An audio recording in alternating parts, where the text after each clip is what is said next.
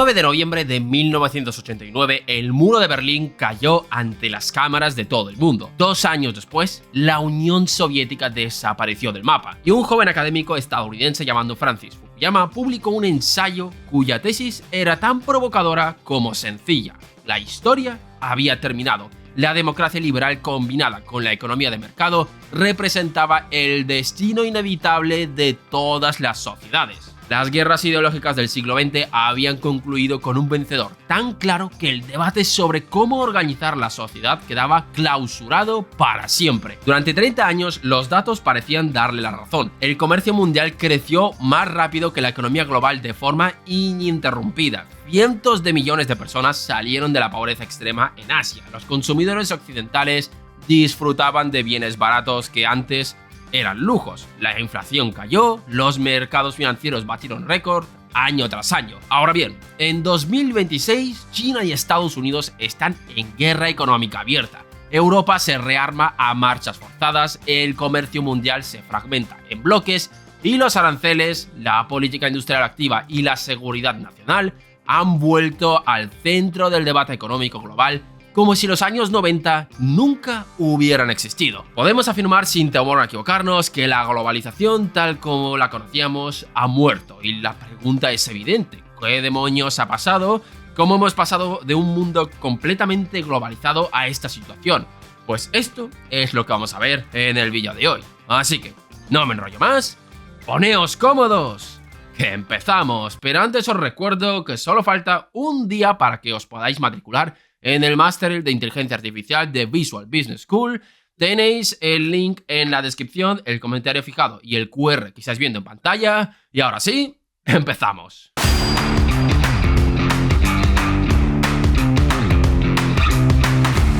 Para entender por qué la ilusión era tan convincente, hay que entender la lógica que la sostenía. Y esa lógica tenía una elegancia circular que la hacía casi irrefutable desde dentro. El argumento era el siguiente: los países que comercian entre sí desarrollan interdependencias económicas que hacen que la guerra sea demasiado costosa para cualquier gobierno racional. Destruir al adversario equivale a destruir el propio tejido productivo. Por tanto, integrar a China, a Rusia y a todos los rivales potenciales en el sistema de comercio global no era solo una apuesta económica para maximizar el bienestar material, era una estrategia.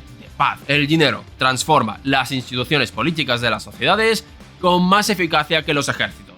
En el caso concreto de China, la lógica era más detallada todavía. Al abrir sus mercados para atraer inversión extranjera, China necesitaría derechos de propiedad que protegieran los activos de las empresas extranjeras.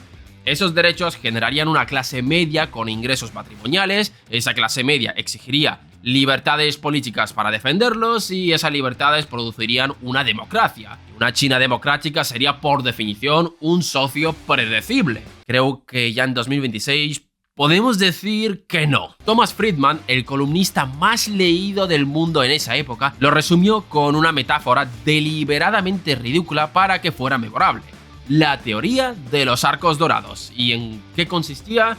Pues que ningún país que tuviera un McDonald's había entrado en guerra con otro que también tuviera uno. Algo que, bueno, falló de forma estrepitosa en el 2022. Pero bueno, no adelantemos acontecimientos. Los 90 y los principios de los 2000 fueron los años dorados de esta nueva realidad imperante. El colapso de la Unión Soviética en 1991 liberó a 2.000 millones de personas de las economías de la planificación central y las lanzó al mercado global en pocos años, multiplicando de golpe el tamaño disponible de las economías del mercado mundial. Pero este no fue el único impulso de esta nueva realidad. La revolución de los contenedores contrajo el coste de enviar 1 tonelada de mercancías entre continentes en más del 90% respecto a los años 50. Y no hay que olvidarnos del Internet, que permitió por primera vez coordinar operaciones de producción repartidas en 20 países como si fueran una sola fábrica. Y por último, tenemos las instituciones. La creación de la Organización Mundial del Comercio en el 95 proveyó el andamiaje legal que dio seguridad jurídica a la integración comercial. Y la adhesión de China a esa organización en el año 2001 fue el momento en el que la hiperglobalización alcanzó su escala verdaderamente planetaria. Una economía con 1.300 millones de trabajadores dispuestos a producir a costes que ningún fabricante occidental podría igualar. El resultado: un crecimiento sin precedentes en la historia. El comercio mundial como porcentaje del PIB global pasó del 39% en el 1990 al 61% en el año 2008. La inversión extranjera directa se multiplicó por 6. Nunca antes en la historia había ocurrido nada parecido a esa velocidad. Pero durante 20 años, nadie en los centros de poder político y financiero de Occidente se preguntó con la suficiente seriedad quién estaba pagando la cuenta de todo esto.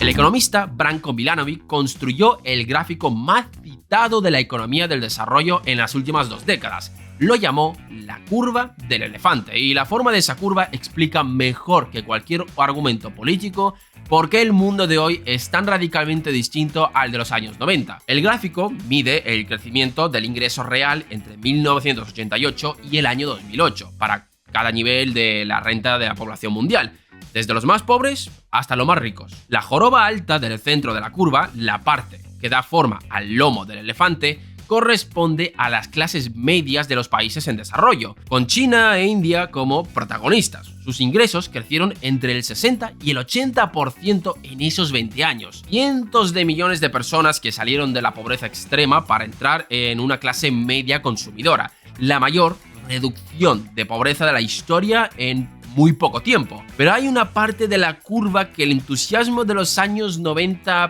prefería no mirar: la depresión pronunciada. La zona donde el gráfico cae hasta su punto más bajo corresponde a los trabajadores de clase media y clase trabajadora de los países ricos. El cinturón industrial del medio oeste americano, que perdió fábricas de coches y acero. Los obreros de las industrias textiles del norte de Inglaterra. Los trabajadores de la manufactura del Ruhr alemán. Sus ingresos prácticamente no crecieron durante esos 20 años en términos reales. Fueron los perdedores invisibles de la hiperglobalización, los que no aparecían en los titulares sobre el milagro económico chino, los que habían ensamblado jeans en California del Norte hasta que la fábrica cerró porque el contrato se fue a Bangladesh y nadie los compensó. Y estos grupos serían los que fomentarían esa ruptura. América Latina vivió esos mismos años con una paradoja que la curva del elefante no captura muy bien. El boom de materias primas de la primera década del siglo, impulsado por la voraz demanda china de soja, cobre, hierro y petróleo, generó crecimiento real, contrajo la pobreza y expandió las clases medias en Brasil, Argentina, Colombia, Perú y Chile. Hasta ahí, buenas noticias. Al mismo tiempo, la avalancha de manufacturas asiáticas colapsó industrias textiles, electrónicas y de calzado que países como Brasil y Argentina habían tardado décadas en construir. Ese proceso, que los economistas llaman reprimarización, convirtió a las economías latinoamericanas en exportadores de materias primas en el preciso momento histórico en el que parecía que finalmente escapaban de ese destino. Las semillas de la vulnerabilidad futura se plantaron precisamente durante el periodo de mayor prosperidad aparente. Y esa combinación de crecimiento visible con fragilidad oculta es el patrón que se repetiría en el siguiente ciclo. Los perdedores de la globalización en Occidente y la reprimarización de América Latina son los dos hilos conductores que conectan la lógica económica de los años 90 con la ruptura política de los años 2010. La factura llegó, solo era cuestión de tiempo.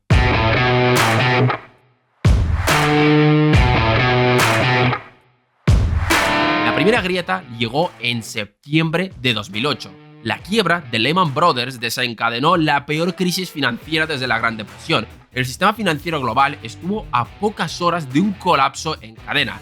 Los gobiernos occidentales respondieron con rescates bancarios de cientos de miles de millones de dólares que salvaron las instituciones financieras a expensas de los contribuyentes. Más allá de sus consecuencias económicas inmediatas, la crisis produjo un daño que ningún paquete de estímulo podía reparar. Destruyó la credibilidad intelectual del modelo financiero anglosajón como referencia universal de organización económica. Durante 20 años, ese modelo se había presentado como el destino al que todas las economías del mundo debían aspirar. En 2008 colapsó espectacularmente a partir de sus propias contradicciones internas, y ningún país observó ese colapso con mayor atención ni extrajo conclusiones más firmes que China. Para Pekín, la crisis no fue un accidente, sino la prueba de algo que el Partido Comunista llevaba años argumentando. El capitalismo de Estado chino, con su combinación de mercado y planificación central, se erigió como esa alternativa al modelo occidental. La crisis aceleró el giro de China hacia un desarrollo más autónomo y menos dependiente de las reglas del sistema internacional. Pero ahora llegarían las consecuencias de no haber atendido a los grupos perdedores de la globalización. La segunda grieta llegó en 2016 y llegó desde dentro del propio sistema. En junio de ese año, el 52% del electorado británico votó por abandonar la Unión Europea. Por si no fuera suficiente, en noviembre, Donald Trump ganó la presidencia de Estados Unidos con un programa explícitamente proteccionista que prometía aranceles, renegociación de tratados comerciales y el lema The America First, como síntesis de una doctrina que ponía los intereses nacionales por encima del libre comercio. El economista David Autor demostró que las regiones con mayor exposición histórica a la competencia de las importaciones chinas fueron precisamente las que votaron de forma más pronunciada por el Brexit en el Reino Unido y por Trump en Estados Unidos. Los perdedores invisibles de la hiperglobalización habían encontrado su voz política y cuando la encontraron lo hicieron con una fuerza electoral que sorprendió a todos los analistas que habían asumido que el crecimiento económico agregado era suficiente para garantizar la estabilidad política de las democracias liberales. Las consecuencias no tardarían en llegar. En 2018, Trump inició la guerra arancelaria contra China. Fue la ruptura más dramática del consenso librecambista desde la posguerra. Y lo más revelador no fue lo que hacía Trump, sino que nadie en Occidente, ni siquiera sus oponentes más encendidos, defendían ya el libre comercio con la convicción ideológica que habían definido los años 90. Pero aún faltaba el golpe de gracia, que destaparía la enorme fragilidad del sistema. La tercera grieta fue doble y llegó en el mismo periodo de 2 años. La pandemia del COVID-19 en 2020 expuso con una brutalidad sin precedentes las vulnerabilidades que el sistema Just in Time había acumulado durante 3 décadas de optimización obsesiva. Cuando las fábricas de Wuhan y Guangdong cerraron, los fabricantes de coches en Detroit, Stuttgart y Tokio descubrieron que carecían de semiconductores para producir sus vehículos. ¿Por qué? Porque habían eliminado todos los inventarios intermedios en nombre de la eficiencia. El sistema había sido optimizado hasta el punto en el que cualquier perturbación en cualquier nodo crítico se propagaba por toda la red. Y la invasión rusa de Ucrania en febrero de 2022 destruyó en semanas los 2 supuestos geopolíticos sobre los que Europa había construido su prosperidad energética durante 20 años. El primero, que Rusia era un socio predecible cuya dependencia de los ingresos del gas hacia Europa la hacía incapaz de cortar ese suministro. El segundo, que la seguridad militar podía externalizarse indefinidamente hacia Washington a través de la OTAN, liberando recursos para el estado de bienestar europeo en lugar de gasto en defensa. Alemania importaba el 55% de su gas de Rusia cuando empezó la guerra. Lo que había sido celebrado como un logro del comercio multilateral se convirtió en una vulnerabilidad existencial en cuestión de días. La pandemia y la guerra en Ucrania revelaron al mundo que la hiperglobalización había construido, sin que nadie se lo preguntara con la suficiente seriedad, un sistema de eficiencia máxima, pero resiliencia mínima. Aquí es donde falló la teoría de los arcos dorados, ya que un país con McDonald's había invadido a otro. Cuando ese sistema se rompió por primera vez en condiciones de emergencia real, los gobiernos decidieron que nunca más organizarían sus economías sobre la base de la confianza ilimitada en la buena voluntad de sus proveedores.